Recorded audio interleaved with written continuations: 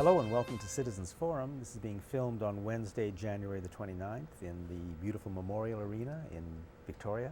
I'd like to thank our volunteer crew and the Shaw staff that makes it all happen. The first part of Citizens Forum is always the Walter and Jack Show. I'll just start off with my first topic, which is cars. And I'm afraid that our addiction to cars is destroying our planet. And I know, I've come to the realization we're not going to change, but I think it's important that we know that, the planet cannot take much more. The resources it takes to build the cars, the wars that are fought for the oil, and the pollution that comes from all of it is a disaster. So that's number one. And Walter, where do we go from there? Well, I've been following a number of stories, but one that's really caught my interest. We've always puzzled about what the heck happened in that last provincial election. How was it possible that the NDP could have blown such an enormous lead? And how could they not have known that they were losing the election right up to the day of the election? And we all didn't know. I mean, I think we were all shocked no matter what side of the thing you vote on. Everybody was shocked. Well, it appears to me that Adrian Dix and others really didn't know. They really didn't know how bad a shape they were in. Yep. And an article I read in the Tyee by Bill Thielman, a well-known commentator in British Columbian politics, left-wing insider, let's say, and he broke the story recently about how the campaign manager for the NDP, for Dix, was part of a public relations firm that was also running the Christy Clark campaign. I've heard this. So, and I think from what I've heard that what you're saying is exactly right. So the same company, and I don't know the name of the company. I have it here. Okay. The two people who worked for that company, one was managing and running the NDP campaign, and one was managing and running the Liberal campaign. Well, really, your campaign manager, Jack, calls the shots in an election campaign. He tells the candidate what he's going to say every day. The candidate doesn't get up in the morning and decide what he's going to do. He follows the script that the campaign manager is telling him. Which is a very sad state of affairs. Which was Brian Topp. Okay. Okay, so Brian Topp has a firm, a public relations, he's involved in a public relations firm that he just started with two key Liberal insiders. Were and are still closely associated with the Liberal Party, who are also running Christy Clark's campaign. You had the same guys running both campaigns, Jack. That's what we have to understand. Now, a lot of red flags should start coming out here. Yeah, really, a lot of red flags you'd think should start coming out here. So what happened was, of course, the NDP seemed to be totally unaware that they were slipping drastically in the polls, because they weren't doing polling. Brian Topp decided that he wasn't going to do polling in swing ridings, which is just it's unheard of. Well, that's what you're trying to win. You're trying to win the swing ridings, and he didn't do any polling, and all those swing ridings were going to the Liberals. They didn't seem to know that. That looks very suspicious to me. It's very strange and suspicious that they withheld that information from Dix, if in fact they did withhold it from him. So, I mean, that's part of this picture where we're starting to understand how the NDP blew this election. I think Adrian Dix, when he was standing on stage at election night looking like somebody just completely gobsmacked him. I'd never seen a guy look so surprised in my life. I don't think he was acting. I think he was totally shocked that he hadn't won that election, because I think they kept that key information away from him. Well, one thing that happened during the election, and I think this is key to what happened, was the absolute collapse of the Conservative vote. When the NDP was ahead by 20%, and the media keeps using that figure, at that point in time, the Liberals were polling, the Conservatives were polling at 20%. On election day, I think the Conservatives got less than 5% of the vote. So there was a 15% vote swing from the Conservatives, and I'll bet not one of those votes went to the NDP, so it all went to the Liberals. And that vote swing was done quite deliberately by our media. The media attacked the Conservatives on some legitimate issues. Yeah. But it was that constant media attack that that took away the Conservative votes. Yeah. And the Liberals had done much, much, much worse things. For example, $50 billion worth of debt that the Liberals have attached to BC Hydro in complete secrecy. The media never thought to mention that during the election, and funnily enough, neither did the NDP. But the media attacked the Conservatives. Their vote went down by 15%. And I mean, that in itself was a big impact on that election. Well, apparently the NDP didn't know that that was happening. You know, that they weren't doing correct polling. And they really appeared, I don't know how you could not do that, but, and this really comes into question, well, what the heck was going on? It wasn't just Adrian Dixon on an election campaign. There was all these candidates, all these campaign managers, all that expertise, and none of them caught on to the fact they weren't doing correct polling. It's startling. Now, Bill Thielman said that these were key mistakes made by the Dix campaign, and thus they lost the election. But he doesn't go near the possibility that this was a plan. And all the evidence as it's being laid out here, you can see that it really did look like a plan to fool Dixon to think he was winning and fool the public into believing that the NDP were way ahead by not publishing any poll results showing otherwise. So a lot of people that would have gone out and voted against the Liberals didn't bother. And up came the Liberals, and they stole that election away. By the way, it was a swing almost unheard of ever in Western democracies. I could never remember an election that went like that. There was obviously some things that were going. You know, but underlying all of this is the fact that would it have made any difference to where we are today if the NDP had won? Was the NDP going to do anything different than the Liberals? You know, you always call them the NDP Liberal Coalition Government or the Liberal NDP Coalition Government, and I think that's right.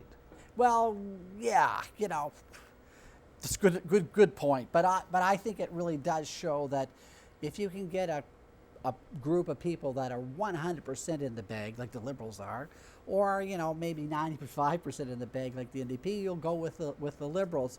The NDP are falling over themselves all these years, trying to be like the Liberals, saying we'll sell out any way we can in order to get power. And they do that not to get public support, but to get media support. In order to get media support, you have to do what the owners of the media want, and the owners of the media are the corporations. So you have to sell out the resources because the corporations want them. You have to reduce taxes on the richest, on the 1% in the corporations, because that's the only way the media is going to support you. So all parties have to do it, because if they don't, the media will, one way or another, destroy them. So, I mean, it's a very tragic situation for us and our democracy that the political parties, I mean, why in the world would they want to do what the public wants? Because if they do what the public wants, the media will get them, and then the public won't vote for them because the public will think, you know, if democracy ever broke out in this country, it'd be a devastating blow to them. You know, my usual thing about the media, you know, I've been watching the last couple of weeks. The media is telling us what to worry about, and they're telling us to worry about the flu, right? And you got to be worried about the flu, and you've got to get vaccinated for the flu. And are the vaccinations safe? Personally, I don't think so. Are they effective? Personally, I don't think so. And, you know, I'm basing that on, you know, definitely a fair bit of evidence. But the media, you know, they're making this scare story. I think, you know, of course, the pharmaceutical industry wants to sell vaccines, and they plan to make it mandatory to get vaccinated. You know, it may take them 5 or 10 or 20 years, but that's, I think, the plan, because you can see it being carried out. But they never tell us to worry about fracking. The same media that tells us that the flu is so dangerous, fracking seems to be perfectly safe. They never tell us to worry about the genetic contamination of our entire food supply by Monsanto and other corporations, completely allowed by every government in this country. With all the evidence that it's dangerous, the media never tells us to worry about that. Yeah. Don't worry about Fukushima. Don't worry about the pollution that's destroying our entire planet. Don't worry about the corporate free trade deals that are being signed. I mean, huge, huge corporate free trade deals that will completely remove any powers we citizens have and give those powers to the corporations. Don't worry about any of that. Worry about the flu and worry about how the Canucks are doing. You know, that's the other thing we've got to worry about. You know, we can't go on like this. Well, we can't, but you know, there's always a glimmer of hope everywhere. You know, and right now, key Monsanto executives are dumping a lot of their stock in Monsanto. That indicates that they're losing confidence in the very company that they're running, and I think Monsanto is headed for a downward slide. The PR on that firm has been so bad for the last 10 years. No matter what they do, no matter how much they own, you know, it's well, just, you know, the politicians who allowed it and the people who did it to us have got to be brought to court. They've got to be brought to court and see what happened and see how dangerous, how many people they've injured and killed.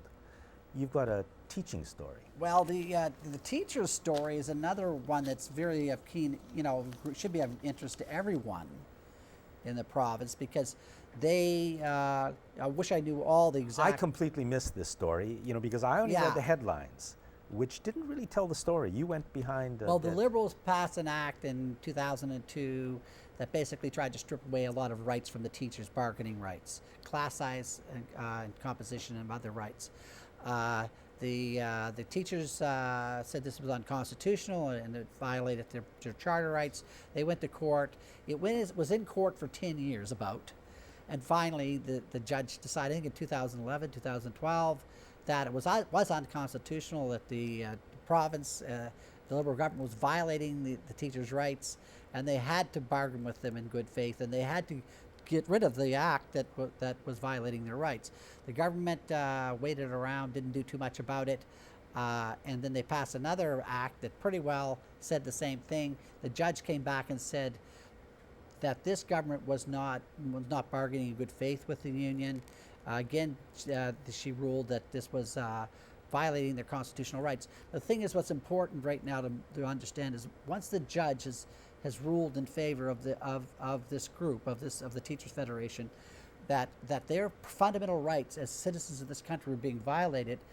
Right now, the Teachers Federation are representing the people. They're representing us, and they are trying to uphold everyone's rights in this country. And we have a provincial government that's very willing to violate everyone's rights, not only the teachers. If they get away with it with the teachers, they're going to get away with it with everybody else. And they already do. So just the struggle should be looked at in that light, that these are the teachers upholding the rights and the privileges of all citizens of this country. But some of the things the judge said it's really were quite remarkable. Really quite remarkable. But I wish I should dig it out here. Yeah. You know, it's funny that because it's shocking, kind of shocking what a judge said about the provincial government.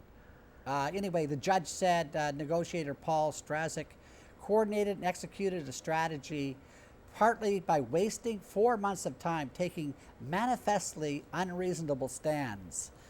I'll paraphrase what she said. She's basically said that the government was taking such unreasonable stands, trying to provoke the teachers into a strike because they thought themselves that they were going to get some political. Now, when was points. this? At what stage in time was 2011, this happening? 2000. The job action occurred in 2012. So, and a judge is saying that, in the judge's opinion, the Liberal government was deliberately trying to provoke the teachers into a strike? That's right. By goading them, by taking unreasonable stands, because they thought they were going to get some political points out of it. Yeah, of course, they could have. They would have. And no, it's quite an indictment of. You know, it's funny that this wasn't front page news. I mean, I completely missed this, and you have to dig into the back. It's not even in the media, but somewhere else. I mean, when a judge says publicly that the Liberal government is deliberately trying to goad a union into a strike, I mean, that's kind of a shocking piece of news. It's more important, certainly, than a lot of what we see in the media. And it's not surprising at all to me that this wasn't reported in this way, because, of course, the corporations own the media, the corporations hate unions. Well, the front page news was that the Liberal government is talking about appealing this decision. That's right. That's the story I read. And what aren't they getting about this, Jack? They're violating these fundamental human rights.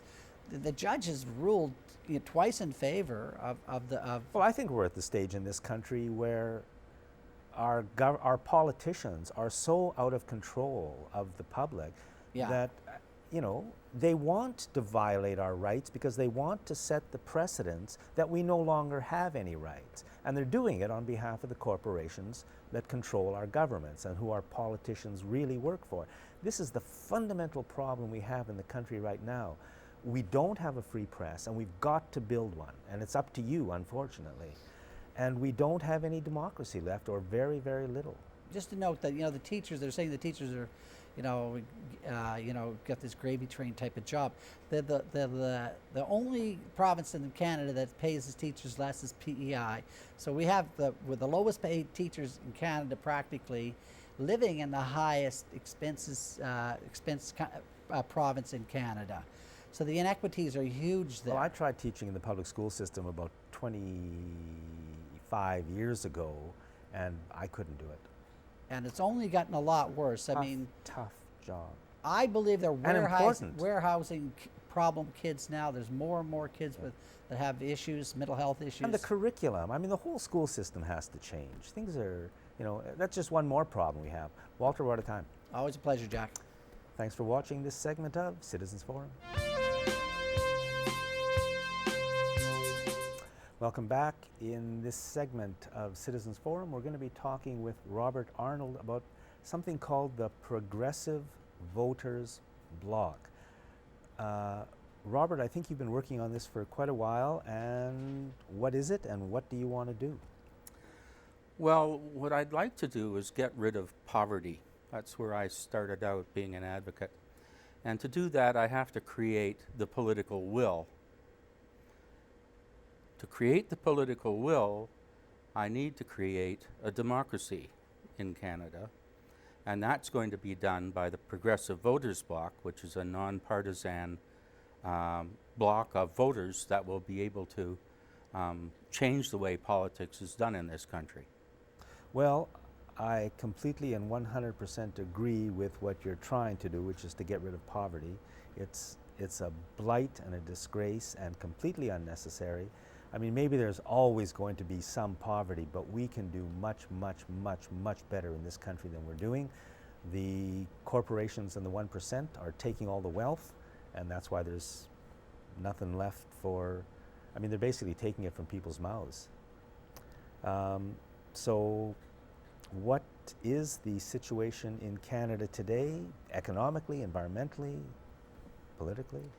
Well, politically, we have a de facto dictatorship that has abandoned all efforts to protect the environment and abandoned its efforts to help the poor or the First Nations or any of the other non-1%ers.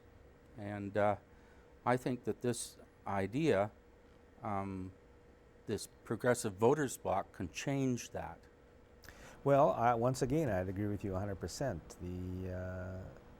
Our governments seem to care not at all for working people. They seem to care less and less for the middle class. They certainly don't care about the poor. As we saw on television just last night, they don't seem to care about veterans. They certainly don't care about the environment, and I'm talking about our provincial governments and our federal governments here. They don't seem to care about our future economy. They seem quite willing to create as few jobs as possible, as long as it creates as much profit as possible. So a Progressive Voters Bloc, it's a great idea. It's a great idea. I think other people and other groups are trying to do similar things, but boy, it's a big job. Yes, well, it's a mission. It's not just a job. It's a mission that I've taken on. I think I want to tell you about the reason it's nonpartisan, if I can go on to that. I was a member of the NDP for many years, and I was on the Human Resources Committee of the Provincial Council here in BC, and I helped write policy for a number of years about poverty. And then in '92, I believe, the NDP won an election, and 3 or 4 months after that, we were called into Harcourt's office. Our subcommittee was called into Harcourt's office, and he told us that we wouldn't be able to raise the welfare rates to the poverty line as we had, as the policy was at that time, that So we the would have to do it. The policy was to raise welfare rates to the poverty line. That's right. That And doesn't sound that too- was voted on unanimously at a convention in 1990.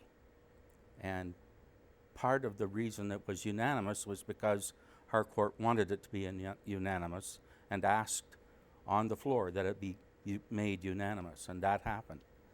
So here we are. We're in government. Harcourt is saying, we can't give you this raise right away. We'll have to make it incremental raises to get there. And he announced a $2 raise across the board at that time. $2 per. Well, each person on welfare would get $2 more per month. Get out. And then $2? the next raise we got was 10 years later when they lost an election, just before they lost an election. It was another $2. No, that can't be. $2 a True. month? And I don't call that incremental raises. I call that excremental raises. Yeah. So So that's why you think that's your why I group has to became be- nonpartisan, because I figured none of the parties is ever going to get behind a universal guaranteed adequate income that will get rid of poverty and have a whole lot of other really good effects on our society. And until, none of the parties do it, so we have to do it without the parties. And that's where the progressive voters bloc comes in. Now, a progressive is a person who cares more about sharing than hoarding. It's a person who wants everybody's kid to be well educated, wants everybody to have proper health care, wants everybody to have enough money to live on and afford the necessities of life. She's a person that wants the environment to be taken care of. He or she is a person that wants crime to come down so that people aren't afraid in the streets. So I'm appealing to people like that. If you care about other people and helping to get financial equality, financial fairness, then you need to belong to this organization. And if you want your vote to count, then put it together with all the other votes, and it'll be much stronger, and we'll be able to instruct our members of Parliament and our MLAs between elections about what we want them to do, how we want them to vote on issues in the House.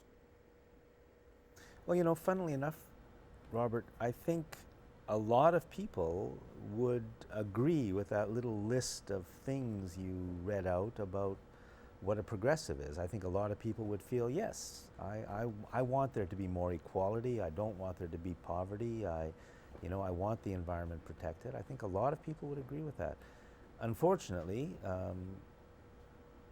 our politicians don't really represent those things, as you saw perhaps with Mr. Harcourt, where it was party policy to raise welfare rates to the poverty line. I mean, this doesn't seem like a big to raise welfare rates to the poverty line seems absurd. And Mr. Harcourt had obviously, I mean, you were active in the party at that time.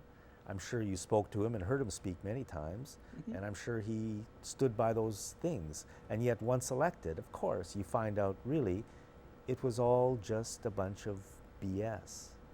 That's right. That's how I became a nonpartisan. But I'm hoping that the people watching today will be able to get a hold of me and go to the Facebook page. Progressive Voters Bloc of Canada has a page on Facebook, and learn more about the idea and become involved, not only here in BC, but hopefully in other parts of Canada as well. I'm reaching out across the country to get other people involved in this same organizing effort. And I think across the country, there's lots of people trying to do similar things because a lot of people believe it. The problem I see is that what organizing is happening is organizing around specific issues, like the specific issue of Pipelines. health or Health, pipelines, or and it's too narrow. We need to change, to get any change at all. We need to change the way we do politics in this country. Until the members in Parliament realize that their position depends more on us than on the party, they're going to continue following the party line. If we go nonpartisan, as I'm suggesting, it'll make a democracy.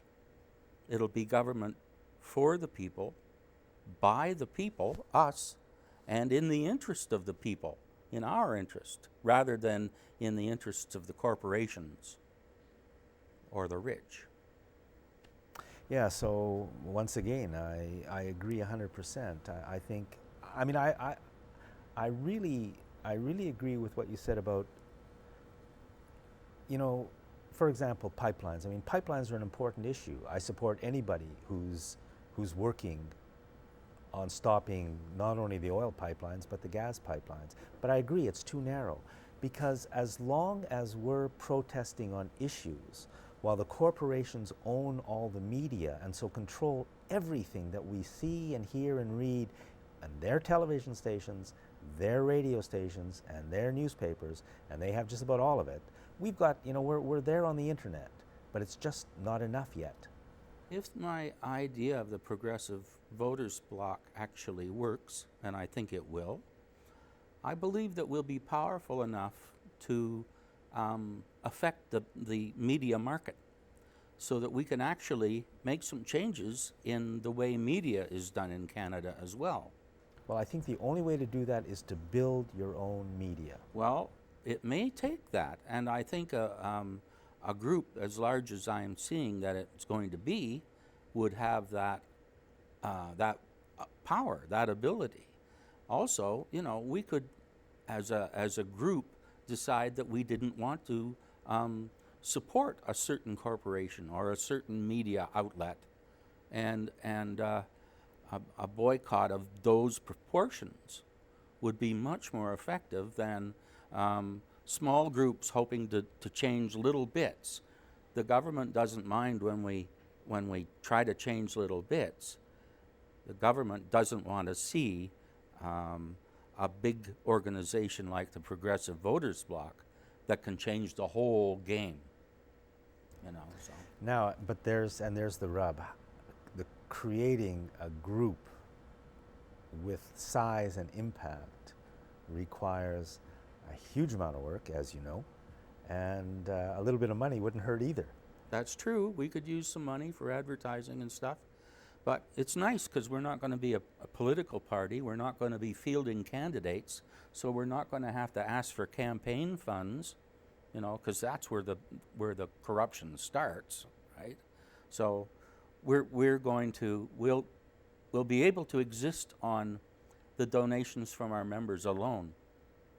And when our members start being able to donate and more wealthy people see the good that will come out of it. I mean, there are rich people out there who are progressive as well. Well, that's absolutely true. Yeah. But So- even they seem to have very limited ability to impact this kind of avalanche or roller coaster ride that we seem to be on. I don't know who's calling the shots. They need to have an ally like us, you see, to be able to use the power of their money in a way that is acceptable to us. They can be our allies. Yeah, and once again, I think like the things you're saying, I think are already believed by a huge number of Canadians. It's just that somehow our politicians have left us behind, gone to work for someone else, and we don't have a media that will keep us informed about what we have to This know. kind of media Yeah. that we can use. It's this kind of media that all across the country, I believe, will be very helpful. And, I'm sure Shaw is in touch with media outlets like Shaw outlets across the country. And if with their help, with Shaw's help, this could go viral. Yeah. So And there's an invitation to Shaw. there's an invitation to Shaw. Robert should be, you should have, why not? Somebody should have a nationwide TV show talking about these things. I would love to go on a nationwide TV show. Locally here also, there's Street News. I don't know if you ever do any work with them. I've done writing for them. Yeah. Yeah. Again, small but important, doing good stuff. Just has to, it needs to grow. All this independent media need to grow. Focus Magazine, which does good work. I don't know if you're involved with any other media. I am not involved with any other media other than, I have been involved with Street News and written extensively in there about these ideas. And I've been thinking I should do some more of it. Yeah. Janine, take note. Robert, we're almost out of time. Any last words or thoughts? Well, I want to invite your viewers to send me email or go onto the Facebook web page and learn more about it. If you have questions, email me, and I promise I will answer them. So if we can do it together, and it's not as big a job as Jack thinks it might be, frankly, because he's right. There are a lot of us who believe this, I believe. Yeah. No, I think I met you many, many years ago, and I think it was mainly through NDP stuff. I was a member off and on, and poverty issues. That's always where it's been. It's a huge issue. It's a disgrace. It's deliberate. I mean, our country is now being run deliberately to take money away from the people at the bottom of the economic ladder and give it to the people at the top. And if we Canadians can't do anything about it, it's just going to continue. They're going to pick us off by the thousands, 10,000, 10,000, 10,000, and they want to turn us into a third world country, which is a few people who are very, very rich and a lot who are very, very poor, and a little middle class who kind of runs things. Progressive Voters Bloc. There should be progressive voters blocks right across the country. Robert, thanks very much. Thank you for having me on. And thanks for watching Citizens Forum.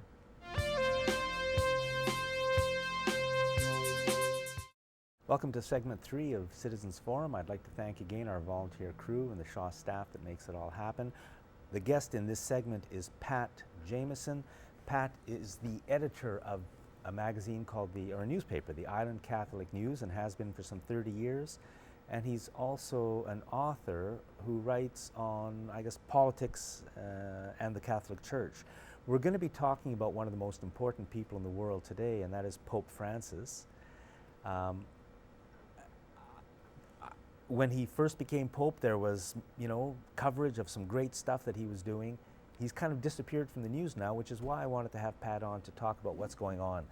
So, Pat, either What is the Pope doing now, or what was your first impression of him? Yeah, well, it's kind of interesting to me. I was in a pool hall when he was elected. I was in there again today, Peacock's Billiards down on, I don't know if I'm allowed to plug them.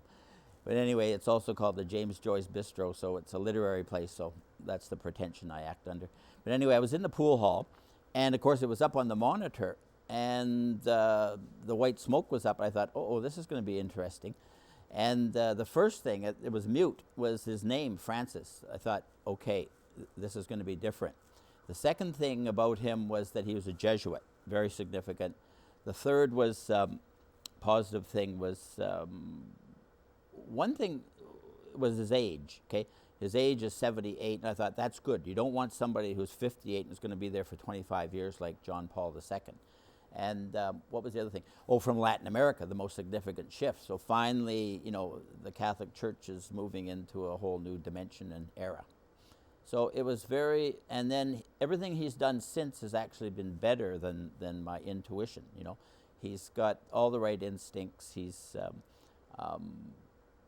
I think that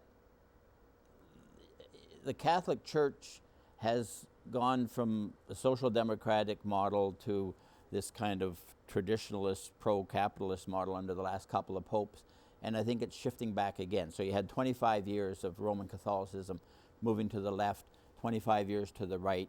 Now we're into the third 25 years since the Second Vatican Council, which was the massive reforms that shifted the council in the direction of being more open to the world, not having all the answers. And he epitomizes that style. So we're into a new, for the next decade, we've got this leader who's moving in this direction, a great openness, a great significant change. His style is like that. It's a social democratic kind of moment within the church. Island Catholic News has been pushing this agenda for a long time, basically social justice, equal rights for women, gays, much more openness in sexual teachings. All that agenda has been put on the back burner. Now it's as if we've been vindicated in some way. We got into that program because the bishop here was very progressive, and he had some interesting things to say about the new pope too. I might mention that later. So it's a big shift, and it's a hopeful moment, and his whole style, I think. The Jesuit thing is very important because they're very thoroughgoing. He came second in 2005 with 40% of the vote. And I think he had 8 years to think through the whole program. Now he's 78, and he's got the next 5 to 10 years to work out this program that he's thought out. He's not going to be knocked off center. I called Bill Wilson, who's the only Jesuit living in Victoria right now, and asked him, what would you say that you like best about this new pope? He said he's creating a new moment, a new space where people can be heard. He's actually listening to people. He's not living in the palace at the Vatican. He's living in a tourist home where people, strangers, and the cleaning staff come to mass with him. He's always had that experience. He goes into the barrios. He lived in the barrios in Buenos Aires. Even as a cardinal, he would go down there, and that's, you know, he has that whole style. There's an image of him. He doesn't. He takes the subway. He doesn't have his own car. He went and paid his own bill right after. It's gonna be simple. We're getting back to the basic gospel message, because if you go back to the gospel message, and a lot of the progressive fathers of the church in the early years, plus the Catholic social teaching, plus the documents of Vatican II, plus what's happened since, Catholicism is basically a leftward religion. It believes in a communal approach to solving these problems. And I think the global economy the way it is now, the environmental crisis, we need a figure like this who can shift the base, the spiritual imagination in that direction. And I think this guy's capable of it if he doesn't get bumped off, you know. I'll just add that sober note. Yeah. Because there was one recently who was suspected to have been, there was a socialist pope before John Paul II, and he died after 33 days, very suspiciously. You know. When was that? 1978, the year of 3 popes. Paul VI died. John Paul I, Albino, Luciani was elected pope, and he died within 33 days. Then they put in the Polish pope, who basically moved to close down Vatican II and do a retrenchment. towards the right. Yeah. And who is suspected, or are there any suspects in the assassination? Well, the usual ones that, as you've mentioned in other interviews we've done. But we don't, but the point is that a lot of Jesuits have been murdered in Latin America doing liberation theology. These are all his brothers, and he knows that risk, but he's going to keep going on it. I think we're going to see some interesting developments. The reason I wanted to have you on to talk about the new Pope, Pope Francis, is this. When he became the Pope, there was a smattering of stories about he was reaching out to the poor, he was reaching out to the Muslim world, he was saying, if gay people believe in God, who am I to say that there's anything wrong? I mean, I just saw this, just as somebody who's just watching the news, all of this stuff that I thought was great. Yeah. And now the Pope has completely disappeared from the news, as far as I know. I read the newspapers, I watch television, I listen to the radio. Yeah. So what is he doing out there? Because I think a lot of us don't know. Right. Well, of course, I see something every day on the internet, and of course that's important to realize people get their information on the internet. I read all the progressive Catholic papers. I mean, I've got some of them here, and I'm reading books on them. I'm seeing enough in the media to think that it is still a live story. I think you've got the problem that the direction he's heading in would not be favored by the corporate masters, so you've got that problem. It might get shut down a bit. But he's going to generate news. He's the head of 1.2 billion people. It's a huge entity. He's going to make waves. He's going to restructure the Curia, the Vatican Bank, as it's called, all that kind of thing. He's an incrementalist. He's slowly, moving everything around, and he's creating this new space, and the thing will go in a direction. So he's not worried about media coverage. He'll generate a lot of news, don't worry. And it won't be happy news for some of the powers that be, is the problem. I mean, that they won't be able to ignore some of the things that happen, because what he does, what popes tend to do, is they release energy at the grassroots in a certain direction, so that a lot of people, I think we're going to see a whole new younger generation catch fire with this thing of Catholics. And because the Catholic population, like the rest of the churches, is dying, it's going down, it needs rejuvenation, it needs a new vision. He was elected by the cardinals because he made a 4-minute speech that said, when the church becomes self-referential, that is, everything is in terms of what's good, bad, and moral, and in our view, rather than relating to the world and the real problems out there, it's sick and it's going to die. And everybody heard that. Now, whether all those cardinals that voted for him are happy with what he's doing, he's an unpredictable guy. I think it's going to be intriguing. I think the big shift is to the southern hemisphere, finally out of the north, which is where all the population is anyway, and the social realities. I think he's Latin America, 40% of the Catholic population is there. Liberation theology came out of there.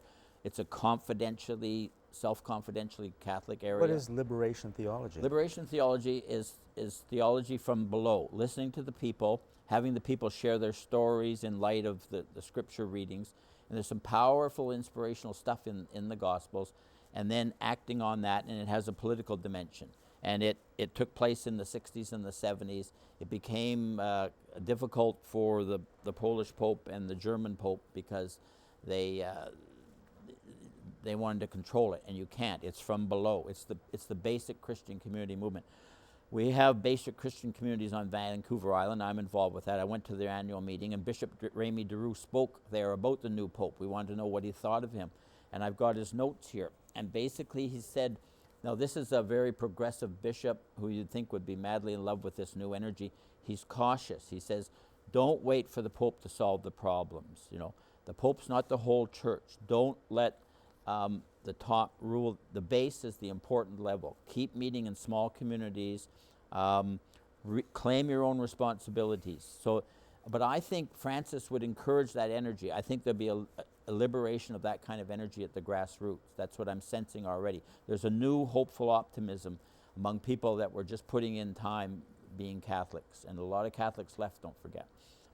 But as you know, Jack, I'm part of a movement. Our newspaper is in favor of all those things I mentioned, the progressive prophetic side of Catholicism. And so I've always been in touch with the deeper waves. And this guy, he's the real thing in terms of what we were hoping for. He's the best. He's certainly the best we could have hoped for in terms of that agenda. You know, changing the world, changing the church, liberating people, addressing poverty, nailing the politicians, all that kind of stuff. The Old Testament prophet railing against the establishment, you know.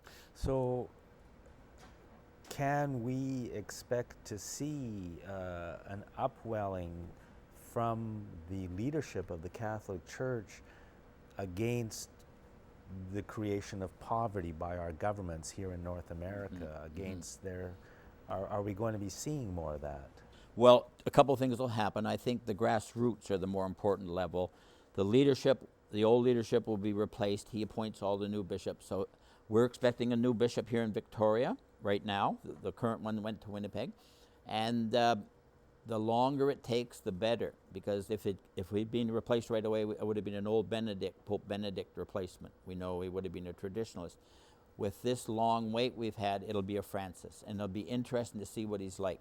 And you know, like prior, when Bishop Remy DeRue was a young bishop, they were all tremendously engaged in the Berger inquiry and the moratorium of the pipeline and immigration policy. The bishops were deeply engaged. That's been discouraged, and they haven't appointed guys that were like that. But and then hopefully the big issue for him is going to be the women's role. Why don't we have women priests? Why don't we have women bishops? Then you get a greater balance, a leaven and a yeast and a ferment and social change. You know, I think that's what we're hoping for. But that's going to take time. He's going to have to appoint these guys. He's going to have to change the structure.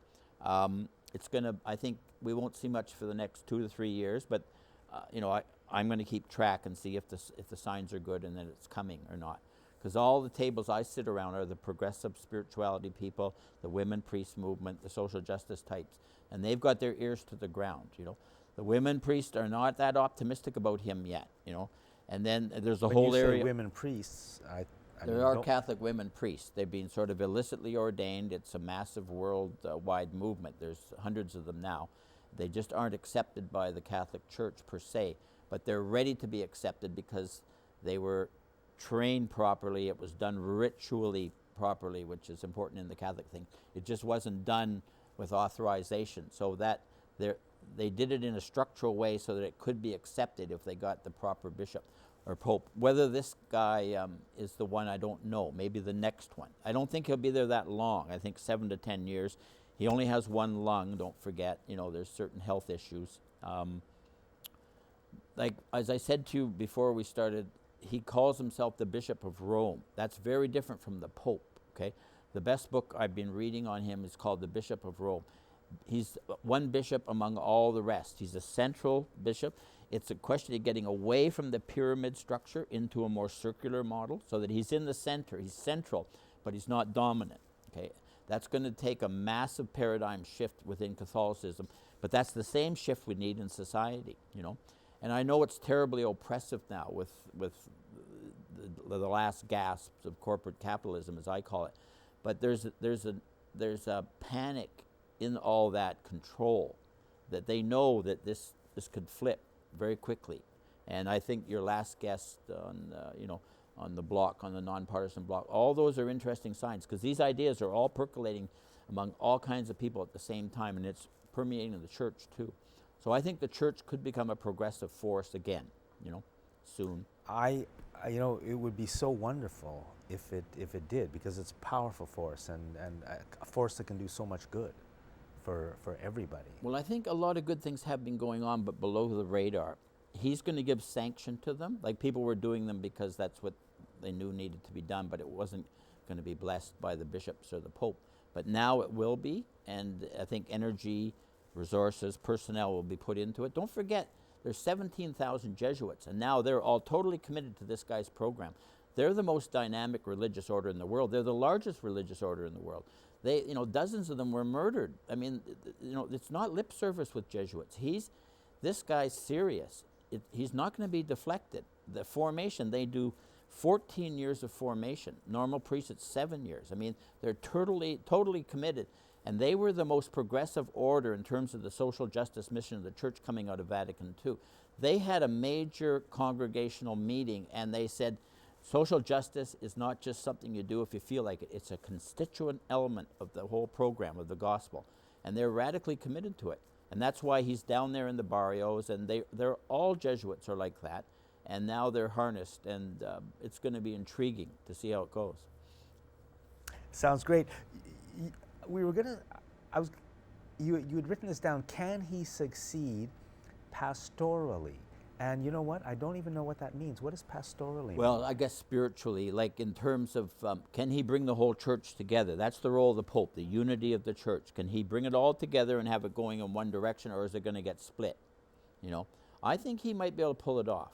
I think politically it's significant, but you know, the right wing in the church has had its day. It had 30 years of these ultra-traditionalist kind of approaches to things.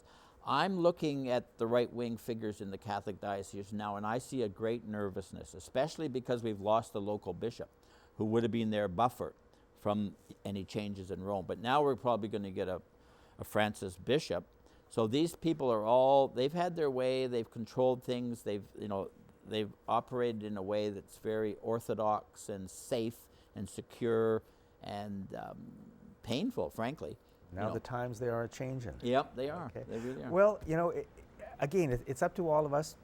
I mean, I think we should all be following as closely as we can what Pope Francis is doing, because it all sounds pretty good. I'm hearing a lot, like most people, like Robert Arnold, I was sitting before, you know, the interview, and he said, oh, he's doing a great job. Like, I'm getting a lot of that. People are saying, when he washes the feet of prisoners in Lent, you know, in the symbolic washing, and it includes women, which had been excluded over the last couple of decades, ridiculously, and the Muslim women, okay? I mean, the first... He's reaching out to the Muslim world. Yeah, and he's got tremendous relations with the Jews and the Muslims and all this kind of stuff. When Pope Benedict fouled up and said a couple of things that really annoyed especially the Muslims, he immediately dissociated himself with what the Pope said. I'm not letting 20-second clip ruin what we've built up in 20 years, you know. Pat, we're out of time. Thanks very much for watching. Contact your media and tell them you want more information, honest information about what Pope Francis is doing, because it sounds important. Thanks for watching Citizens Forum.